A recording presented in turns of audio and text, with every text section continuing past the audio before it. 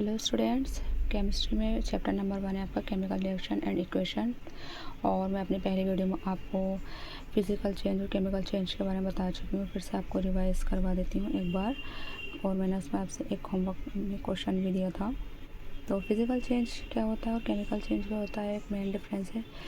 Difference ये है कि फिज़िकल चेंज में कोई भी न्यू सब्सटेंस नहीं बनेगा और केमिकल चेंज में जो है मस्ट है बनना। ठीक है, ये रिवर्सिबल होते हैं, इरिवर्सिबल होते हैं। जैसे कि आप पिक्चर्स में देख सकते हैं यहाँ पर, जैसे मेल्टिंग ऑफ आइस है तो क्या रिवर्सिबल भी है, क्योंकि ये क्यूब्स हैं, वाटर बन जाएंगे, वाटर को हम क्यूब्स में कर सकते हैं रिवर्स। इस तरीके से बर्निंग ऑफ वुड है, इसका एक अच्छा एग्जाम्पल है मैं दूँगी आपको केमिकल चेंज का। ओके, मैंने जो आपको होमवर्क दिया था वो ये है कि यहाँ पर देख लीजिए आप, burning of candle is an example of dash change. तो मैंने आपसे पूछा था कि यहाँ पर क्या आएगा, केमिकल चेंज आएगा या फिजिकल चेंज आएगा। आई होप को आपको समझ में आया होगा, लेकिन फिर भी मैं बताना चाहती हूँ कि burning of candle is an example of chemical change.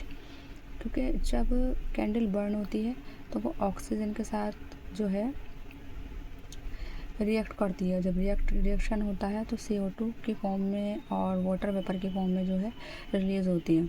ठीक है, तो क्या है ये बर्निंग कैंडल एक केमिकल चेंज है, जिससे कि मैंने अभी बताया था न्यू सब्सटेंस जो है फॉर्म होते हैं और ये मस्ट है। तो इसका सबसे अच्छा जो आइडेंटिफाई कर सकते हैं वो ये है कि जब भी कोई चीज़ रिएक्ट करेगी और अगर न्यू सब्सटेंस बनता है तो वो हमारा केमिकल चेंज होता है। जिस तरीके से अगर मैं पेपर लूँ, कोई पेपर को कट कर देती हूँ बीच में से, तो क्या न्यू सब्सटेंस बनेगा? नहीं बनेगा, लेकिन वो एक फिजिकल चेंज है, क्योंकि उसकी शेप में चेंज आ गया। पेपर था, मैंने बीच में से कट कर दिया, उसके 2 पीस हो गए, तो एक छोटा है एक बड़ा है, तो ये फिजिकल चेंज हो गया, बट केमिकल चेंज नहीं, क्योंकि न्यू सब्सटेंस फॉर्म नहीं हुआ है।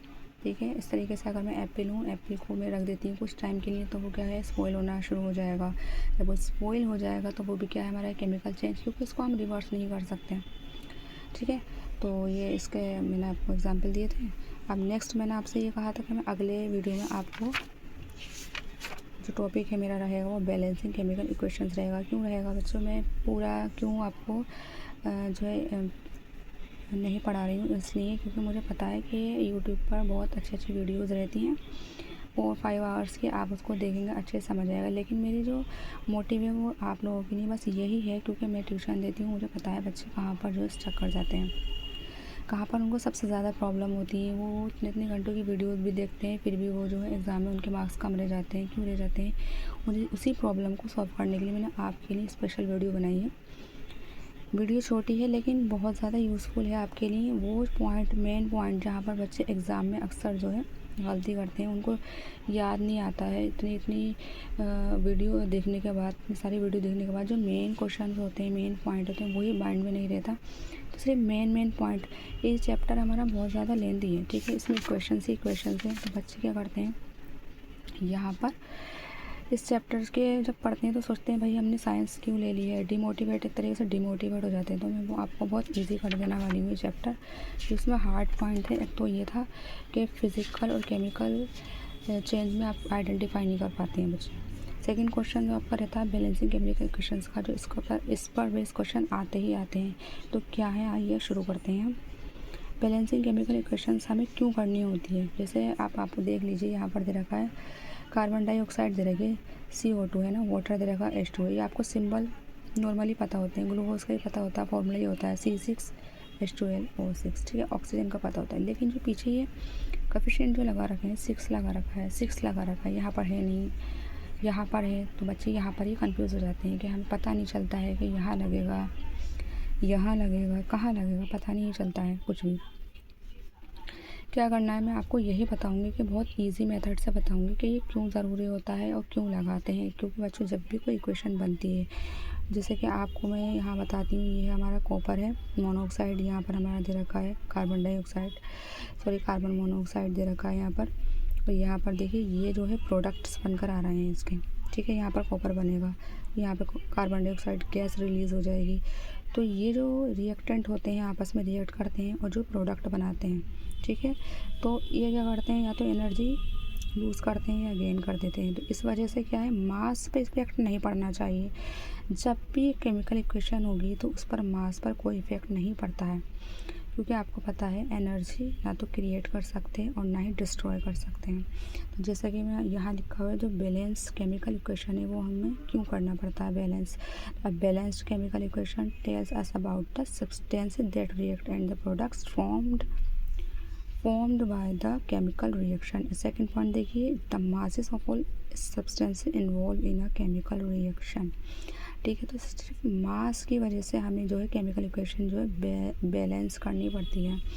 अब देख लीजिए, ये इन्होंने in the above equation copper oxide react कर रहा है कार्बन मोनोऑक्साइड के साथ to form copper and carbon dioxide, ये बना है। तो इसका मास गिवन है हमें पीछे। ठीक है, तो जब देखेंगे हम अपने लेफ्ट हैंड साइड में रिएक्टेंट के साइड में, तो इसका मास जो है 107.54 ग्राम है। जब प्रोडक्ट बनेगा तब भी इसका जो मास है सेम रहता है। इसी वजह से हमें ये अपनी इक्वेशन जो है बैलेंस करनी रहती है। तो मैं अब आपको वही बताने वाली हूँ कैसे इसको करना है। देखिए, स्टार्टिंग में ना आपको हार्ड लगेगा, बट अगर आप इसको 5 से 6 बार करते हैं तो ये बहुत ईजी रहने वाला है आपके लिए। मैंने पहले से ही सॉल्व करके रखा है, बहुत ध्यान से सुनना, और ये एग्ज़ाम एग्ज़ाम टाइम में आपके लिए बहुत ही ज़्यादा हेल्पफुल होने वाली है मेरी वीडियो। ठीक है, मैंने सिर्फ और सिर्फ आप लोगों के लिए बनाई है, ताकि आपके पास टाइम रहता है कम एग्ज़ाम टाइम में, तो ये आप तो छोटी सी वीडियो देखकर अपना जितना भी डाउट है वो क्लियर कर लें, क्योंकि इस पर क्वेश्चन आते ही आते हैं। देखिए, सबसे पहला क्वेश्चन है आपका Fe2 Fe3O4H2। तो आपको फर्स्ट स्टेप क्या रहने वाला है, फर्स्ट स्टेप रहने वाला है, सबसे पहले आप क्या करेंगे, यहाँ पर कोफिशिएंट मान लेंगे ABCD। ठीक है, ध्यान से सुनना मेरी बात। तो हम बैलेंस केमिकल इक्वेशन में हमने क्या करना रहता है, हमने करना रहता है कि LHS को हमें इक्वल करना होता है RHS के।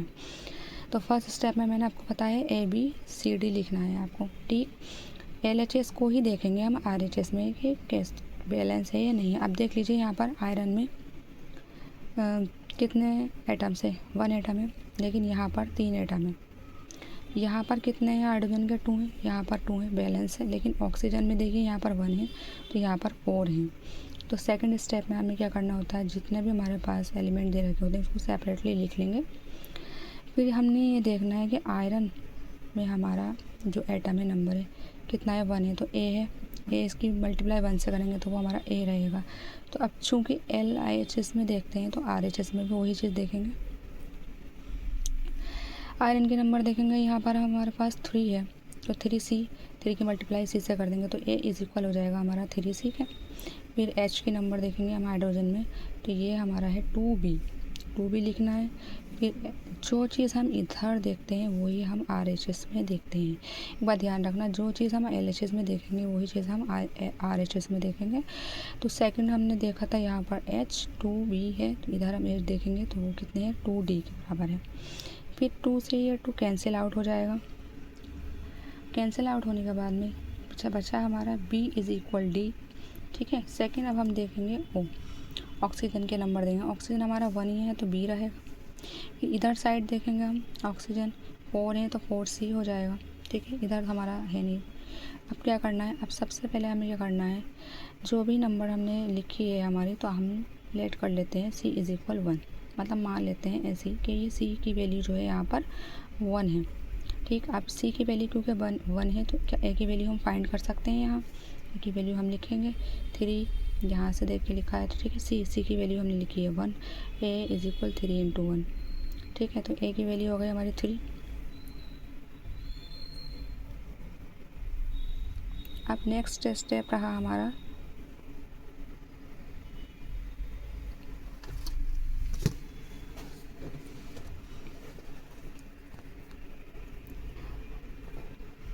जो थोड़ा प्रॉब्लम रहता है क्योंकि खुद ही पकड़ना पड़ता है कैमरा, तो थोड़ा सा मैनेज कर लेना। ठीक है, सेकंड हमने C की वैल्यू निकाली है 1, A की वैल्यू निकाली है 3, तो क्या हम B की वैल्यू निकाल सकते हैं, बिल्कुल निकाल सकते हैं। तो B इज़ इक्वल होता है हमारा 4C, तो B इज़ इक्वल 4 यहाँ से लिया, C की वैल्यू में बताती 1 है, B इज़ इक्वल आ गया 4। तो जब हमने यहाँ पर देखा था कि B इज़ इक्वल D है, तो D की वैल्यू 4, B की वैल्यू 4 है तो D की वैल्यू 4 रहेगी। अब क्या करना है, लास्ट स्टेप रहेगा सिर्फ H2 Fe3, इसको हमने क्या किया था, एज्यूम किया था ABCD। तो जो हमारी वैल्यूज़ आई हैं बी सी डी, उसको हमें सिर्फ और सिर्फ इसमें फिल करना है। ए की वैल्यू कितनी है, 3 है, ए के प्लेस पर हम 3 लिख देंगे। बी की वैल्यू 4 है, सी की वैल्यू 1 है, 1 हमें लिखना नहीं होता है क्योंकि 1 ऑलरेडी है। फिर हमारी डी की वैल्यू दे रखी है 4, 4 हमने लिख दिया। अब इसको आप बैलेंस करके देख लीजिए, चेक करके देख लीजिए मतलब कि बैलेंस है या नहीं। आयरन में कितने दे रखे हैं, 3 नंबर, ये भी 3 है। H2 कितने हैं, H कितने हैं, 2 4 8, 2 4 8, 4O और 4O। ठीक है, तो ये हमारी बैलेंस्ड इक्वेशन आ गई है। ये तो होती है अब मैंने आपको सिंपल, लेकिन सम टाइम ऐसा होता है जब हम इक्वेशन सॉल्व कर रहे होते हैं इस वाले मेथड से, ठीक है, शॉर्ट मेथड से जब हम सॉल्व करते होते हैं तो कभी कभी हमारे पास फ्रिक्शन में नंबर्स आ जाते हैं, मतलब वैल्यूज़ जो आती हैं ए बी की, ए बी सी जो भी है फ्रिक्शंस में आ जाती है। मैं बताती हूँ आपको उसे कैसे सॉल्व करना है ताकि आपको कुछ भी प्रॉब्लम ना फेस करनी पड़े। सेकेंड है आपका C6H6 plus O2 CO2 plus H2O। ठीक है, तो फिर सबसे पहला फर्स्ट स्टेप मैंने आपको क्या बताया था, सबसे पहले बताया था ABCD इसको लिख लेना होता है। फिर सेकंड स्टेप में आपको यहाँ पर एलिमेंट सेपरेट लिखने होते हैं। लिखने के बाद में आप देखेंगे LHS में जो भी वैल्यूज़ हैं वो RHS में कितनी दे रखी होती हैं। ठीक है, जैसे मान लीजिए मैंने फिर से देखा है ये हमारा 6 कार्बन नंबर देखेंगे सबसे पहले कार्बन। ठीक है, तो C कितने हैं, 6 दे रखे हैं, तो 6A यहाँ लिखना है। फिर RHS में देखेंगे C कितने हैं, 1 है, तो C हमारा 1 रहेगा। नेक्स्ट हम देखेंगे H 6 है तो 6A। ठीक है, इज़ इक्वल, फिर हमने RHS में देखा क्योंकि हमें इक्वल ही करना होता है LHS को RHS के। ठीक है, तो इसमें हमने H की नंबर देख ली है, 2 है, तो ये D के बराबर है तो 2D लिख दिया है। नेक्स्ट देखेंगे हम ऑक्सीजन नंबर, तो ये 2 है तो 2 भी है, 2 भी इज इक्वल लिखेंगे। अब देखेंगे यहाँ पर भी हमारे 2 हैं, 2C लिख दिया है, प्लस इधर भी दे रखा है वो, तो यहाँ पर तो सिंगल है D। फिर से अब ज़रूरी नहीं है मैंने यहाँ पर C इज़ इक्वल 1 लिया था तो हमेशा आपको C इज़ इक्वल 1 ही लेना हो, A इज़ इक्वल 1 भी ले सकते हैं। देखिए मैं आपको बता देती हूँ, A इज़ इक्वल 1 लिया हमने, तो जब हमने ये ले लिया तो यहाँ से क्या हम C की वैल्यू निकाल सकते हैं। C is equal 6A, C 6 into 1 लिख दिया है, C की वैल्यू 6 आ गई, A की वैल्यू 1, C की वैल्यू 6। फिर यहाँ से हमने क्या करना है, A की वैल्यू दे रखी है तो D की वैल्यू निकाल सकते हैं। 2D इज़ इक्वल 6 है, 2D 6 और A की वैल्यू 1 रखी है हमने। D इज़ इक्वल लिखेंगे 6, ये वाला जो 2 है वो नीचे चला जाएगा, 2 1 ज़ा 2 और 2 3 ज़ा 6, ये कट हो जाएगा, तो D की वैल्यू कितनी आ जाती है, 3। ठीक है, आगे स्टेप्स मैं आपको बताती हूँ, अभी आपको कोई प्रॉब्लम ना हो इसलिए मैंने वापस से यहाँ उतार कर रखा है आपके लिए। तो ये हमारी क्वेश्चन थी। ठीक है, ये हमारा जो पार्ट था वो रह गया था, 2B इज इक्वल है 2C प्लस 2D। ठीक है, तो मैंने यहाँ लिख रखा है आपके लिए ताकि कोई भी जो है आपको डाउट ना रहे। A की वैल्यू 1, C की वैल्यू 6 है, D की वैल्यू 3। अब हमारे पास सिर्फ B की वैल्यू रह गई है, B की वैल्यू हम निकालेंगे 2B, C की वैल्यू यहाँ से रखेंगे 6, 2 इंटू 6 प्लस D की वैल्यू यहाँ से रखेंगे 3 रख लिया है, 2 6 12 आ गया है, प्लस 3 रहा, तो 2B 12 प्लस 3 कर देंगे 15, और ये वाला 2 है हमारा वो नीचे चला जाएगा। सो एक एक पॉइंट ऐसे क्लियर कर दूँगी आपको, क्योंकि मेरे पास जो ट्यूशन में बच्चे होते हैं वो यही प्रॉब्लम करते हैं कि मैम ने ये तो बता दिया, ये नहीं बताया ये कहाँ से आया, हमने ये बता दिया ये नहीं बताया ये कहाँ से आया है।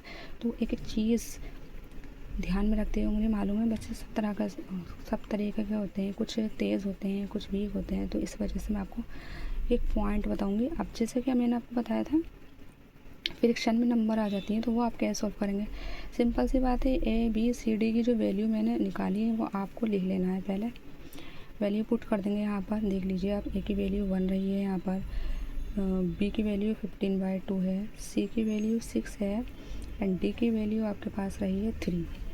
ठीक है, उसके बाद में हमने क्या करना है, ये चीज़ तो हमें कहीं देखने को नहीं मिलती है, तो जो नीचे वाली नंबर होती है उससे पूरे को हम मल्टीप्लाई कर देते हैं। कैसे करते हैं देख लीजिए, 2 की हम 1 से करेंगे, कोई नंबर नहीं है तो 1 ही है, तो 2 6 6 हो जाएगा हमारा, प्लस इस वाले 2 से ये 2 कैंसिल आउट हो जाएगा, तो ये 15 और 2 हमारा ऐसे आ जाएगा। फिर 2 6 ज़ा 12 एंड 2 3 ज़ा 6। ठीक है, 6। अब इसको देख लीजिए, आपका जो LHS है वो RHS के इक्वल होगा और ये हमारी बैलेंस्ड इक्वेशन है। देख लीजिए 2 और 6 ज़ा 12, तो 12 कार्बन नंबर आ गई। 2 6 ज़ा 12 हाइड्रोजन के नंबर भी हमारे 2 6 ज़ा 12 हो गई। 15 2 ज़ा 30 है, फिर 6 2 ज़ा 24, सॉरी 6 ये है हमारे और 12 2 ज़ा 24। तो देख लीजिए 24 और 6 प्लस करेंगे तो 30 आ गया। तो हमारी पूरी की पूरी जो इक्वेशन है वो बैलेंस्ड है। आई होप कि आपको डाउट क्लियर हो गया होगा, लेकिन अगर आपको कोई भी डाउट हो तो मैं एक और आपकी डाउट क्लियर करने के लिए बता दे रही हूँ कि आपको फिर से, ताकि कोई प्रॉब्लम ना हो। ठीक है, देखिए Fe2 है, FeSO2 plus O2, Fe2O3 plus SO2, ये अनबैलेंस्ड इक्वेशन है। आपको फिर से मैं बता रही हूँ, फर्स्ट स्टेप करना होता है ABCD, LHS लिखेंगे, RHS लिखेंगे। फिर हम सेकंड स्टेप क्या करते हैं, जो भी हमारे पास एलिमेंट होती हैं उसको सेपरेटली लिख लेते हैं और इस नंबर को ये जो देखते हैं कि जो LHS में है वो RHS में कितना है। अगेन मैं आपको रिपीट कर रही हूँ, ये जो LHS में ये नंबर होता है ना, ये एलिमेंट ये देखते हैं इधर इतना है तो इधर कितना है LHS में। जैसे मान लीजिए यहाँ पर 1 है, 1 लिख दिया, इक्वल लगाएंगे तो यहाँ देखेंगे तो यहाँ पर कितना दे रखा है, 2C दे रखा है। जैसे हमारी ये सल्फ़र है 2 है, ये 2A क्योंकि A वाले पोर्शन में है और इधर है हमारा D, तो S क्योंकि 1 है यहाँ लिख देंगे D। अब ऑक्सीजन के नंबर देखेंगे, ये 2B है। अब ये ऑक्सीजन का नंबर यहाँ पर 3C लिखेंगे प्लस 2D लिखेंगे यहाँ पर लेट। फिर से C इज इक्वल हम 1 मान लेंगे, A इज इक्वल 1 मानेंगे, कुछ भी मान सकते हैं। C इज इक्वल मैंने यहाँ पर 1 माना है, तो यहाँ से A की जो वैल्यू फाइंड हो जाएगी, तो A की वैल्यू 2 आ जाएगी। तो यहाँ पर क्या रहता है बच्चों, ये C की वैल्यू आ गई है, यहाँ पर ये A की वैल्यू आ गई है। तो यहाँ पर हम D की वैल्यू निकाल सकते हैं। यहाँ से 2A is equal to D है, तो हमने D की वैल्यू निकाल रखी है। यहाँ पर देखिए 2 और A की वैल्यू भी 2 आई थी, तो D की वैल्यू 4 हो जाएगी। तो D की वैल्यू हमारी 4 आ गई है। ठीक है, तो अब 2B 3 सॉरी जी, अब O की वैल्यू हम निकालेंगे ऑक्सीजन की, 2B plus 3C plus 2D। तो सिर्फ हमें B की वैल्यू फाइंड करनी है, C की वैल्यू, D की वैल्यू ऑलरेडी हमारे पास गिवन है। तो 3 × 1 C की वैल्यू क्योंकि यहाँ पर 1 है और D की वैल्यू यहाँ पर 4 है, इसलिए हमने नंबर लिख लिए हैं यहाँ पर। तो 3 × 1 और 2 4 ज़ा 8, तो इसको प्लस कर देंगे, 3 और 11 और ये वाला 2 जो है वो नीचे आ जाएगा, अब क्योंकि कट नहीं हो सकता बच्चों। तो B की वैल्यू क्या है हमारी, ये आ गई है। अब फिर से क्या करेंगे, हमने इक्वेशन लिख लेनी है। ठीक है, और लिखने के बाद में हमने वैल्यूज पुट करनी है A B और C और D, क्योंकि C की वैल्यू 1 है तो यहाँ पर कुछ लिखा नहीं है मैंने। फिर से मैंने बताया था आपको क्या करना है, जो नीचे वाला नंबर होता है उस पूरे को इससे मल्टीप्लाई कर देनी है, इस पूरे को इससे मल्टीप्लाई कर देनी है, 2 की मल्टीप्लाई कर लेंगे हम यहाँ से। ठीक है, तो 2 की मल्टीप्लाई करेंगे हम, तो 2 2 से कितना हो जाएगा, 4 हो जाएगा। और ये वाले 2 से ये वाला 2 जो है कैंसिल आउट हो जाएगा, तो यहाँ पर कितना बचा, यहाँ पर 11 बचा है। और फिर इस 2 की इससे करेंगे तो यहाँ पर क्योंकि 1 है तो 2 रहेगा, और सेकंड हमारा 2 4 ज़ा 8 हो जाएगा। तो ये जो हमारी इक्वेशन आ गई हो गई हमारी बैलेंस्ड। आप चाहें तो इसको चेक कर सकते हैं। देखिए आयरन के 4 है यहाँ पर, और 2 2 ज़ा 4 है यहाँ पर भी। ठीक है, यहाँ पर 4 2 ज़ा 8 सल्फर के हैं, तो 8 यहाँ पर सल्फर के, आप चाहें तो इसको चेक कर सकते हैं। ठीक है, आई होप कि मेरी वीडियो आपको अच्छी लगे और आपको जो है समझ आ गया हो एक पॉइंट। अगर नहीं आया हो तो आप मुझे कमेंट सेक्शन में बता सकते हैं। और इसी के साथ मैं आपको देना चाहती हूँ एक होमवर्क। ठीक है, आप मुझे बताइएगा कि आपको कितना समझ आया। ठीक है, तो मैं आपको एक क्वेश्चन दूँगी, होमवर्क है आपका।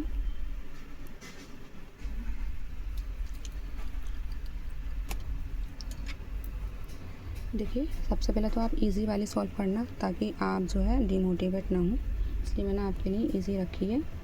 वैसे तो आप, मुझे लगता है, मुझे पूरा कॉन्फिडेंट है आप पर, मेरी वीडियो देखने के बाद आप ज़रूर इसको इजीली सॉल्व कर देंगे, लेकिन फिर भी आपको मज़ा आएगा। Mg3 और N2, एक तो आपका होमवर्क ये रहा, और सेकेंड इक्वेशन जो है आपकी ये रही है MnO2 प्लस HCl, रिएक्टेंट करने के बाद बनेगा हमारा MnCl2 plus Cl2 plus H2O। ठीक है बच्चों, आपको ये करना है, और मैं आपको जो है हेल्प करना चाहती हूँ कि आप बिल्कुल भी डाउट मत रखिएगा। आपको करना क्या है, बस आपको करना ये है कि जैसे मैंने आपको बताया था ABCD, तो आप यहाँ पर सबसे पहले स्टेप है ABCD और E, ठीक है। इस तरह से आप इसको सॉल्व करिएगा। आई होप कि मेरी वीडियो आपको पसंद आए। प्लीज़ कुछ मेरे चैनल को सब्सक्राइब और लाइक एंड शेयर ज़रूर कर दीजिएगा। और कोई भी डाउट हो आप मुझे कमेंट सेक्शन में पूछ सकते हैं। Bye bye.